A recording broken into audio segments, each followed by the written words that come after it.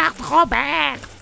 Kibo me parle des gratte-ciel. Ah ben oui, Kibo, attends un instant. Bonjour les amis, bienvenue à Une Histoire et moi. Je crois que Craig vient m'expliquer que Kibo est en train de faire une présentation. Kibo, est-ce que tu veux bien le répéter pour les amis? Je pense que les amis seraient intéressés d'entendre ce que tu as à dire. OK? Bon, bien, à tout de suite, je vous laisse avec Kibo. Alors bonjour les amis.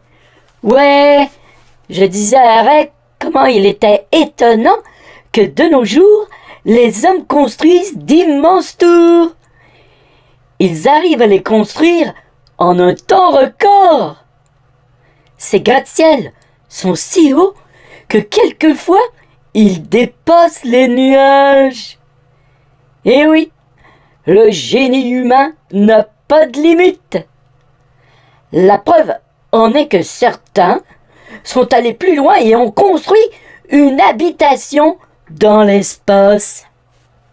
On l'appelle la Station spatiale internationale. Ouais, en réalité, ce sont plusieurs nations qui se sont entendues pour bâtir chacun une petite partie et coller tout ça ensemble. Ils ont pu le faire parce que les scientifiques et les ingénieurs ont décidé de parler tous la même langue. Ouais. Ils ne parlent pas le français, ils ne parlent pas le japonais ou le polonais. Non, ils communiquent en anglais. Ouais.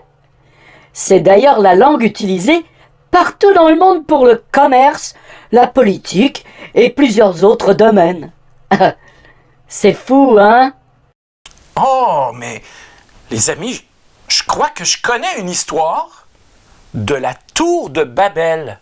Oui, je crois que ça ressemble beaucoup à l'histoire de la tour de Babel. Fait que je vais vous lire ça à l'instant. Merci Kibo en passant. OK. Alors, j'ai ça. Je vais vous lire, les amis. Vous êtes prêts? Allons-y. Un jour, Dieu fut intrigué par un spectacle inhabituel.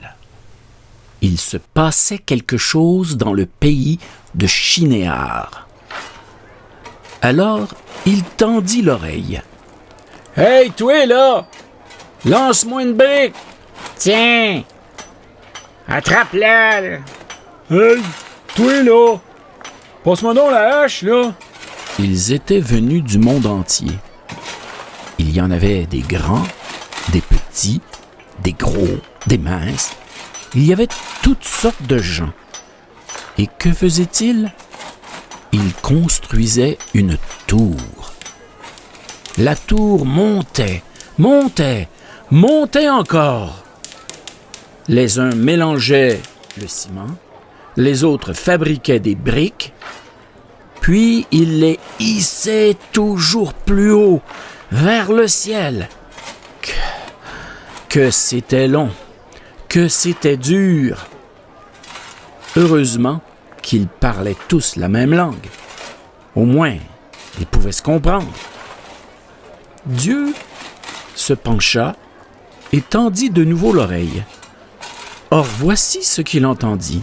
« Ben, coudonc, là, pourquoi est-ce qu'on construit ça, cette tour-là? » Hey, c'est simple. Quand on va l'avoir terminée, ça va être la plus haute tour de tout le monde.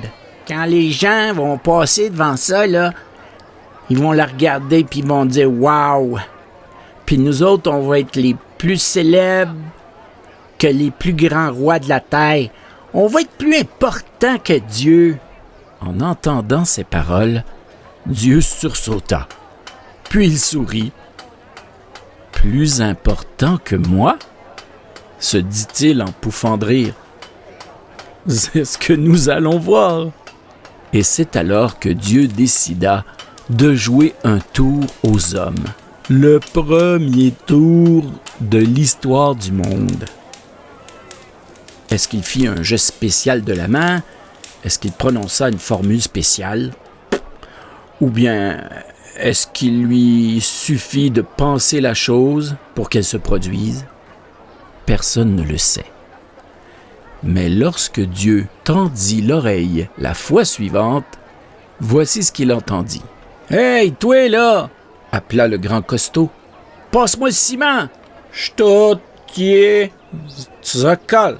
Я не понимаю. » Ce qui veut dire à peu près « Qu'est-ce que tu as dit? Je ne te comprends pas. » Dieu pouffa de rire à nouveau. Voilà qu'il l'amusait beaucoup. Alors, il continua de tendre l'oreille. « Excuse-moi, est-ce que tu peux me prêter ton marteau? » Mais le grand mince ne comprenait pas un mot de ce qu'il disait. Scusi, che cosa stai dicendo? Articula quando parli. Ce qui veut dire à peu près « Qu'est-ce que tu dis? Articule quand tu parles. » Et il en était ainsi partout sur toute la tour. Au lieu d'y avoir une seule langue, il y en avait tout à coup des centaines. Les ouvriers n'arrivaient plus à se comprendre. Comment pouvaient-ils continuer leur travail? Alors, ils descendirent et descendirent encore, abandonnant leurs outils derrière eux. Puis, ils s'en allèrent dans toutes les directions en bafouillant, chacun dans sa langue, laissant la tour à moitié terminée, à moitié construite.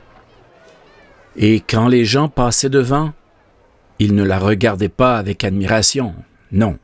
Certains ricanaient, d'autres la montraient du doigt, et il y en avait même qui disaient « Look, in the end, these men were no more important than God. » Ce qui veut dire à peu près « Regardez, finalement, ces hommes n'étaient pas plus importants que Dieu. » Boum, bada, boum, caca, pipi, poit, poit.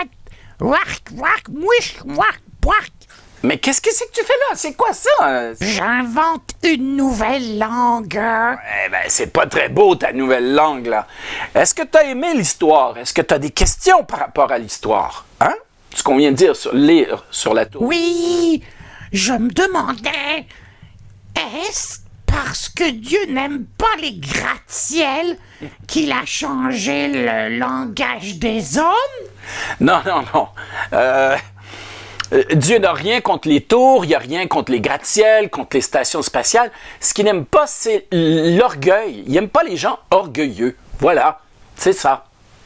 C'est quoi l'orgueil? Ben, l'orgueil. Le contraire de l'orgueil, c'est l'humilité. Donc, l'orgueil, c'est de penser qu'on est au-dessus de nos parents. Comme si on disait qu'on n'avait pas besoin de Dieu. Oui, c'est ça. Comme si nos parents ne seraient pas à la hauteur, comme si notre professeur n'avait jamais raison. Donc, et vous autres, les amis, est-ce que ça vous arrive d'être orgueilleux? Parlez-en avec eux. Si vous avez aimé l'histoire, discutez-en avec eux et on se revoit, j'imagine, la semaine prochaine. Les amis, oui, la semaine prochaine. Bye bye.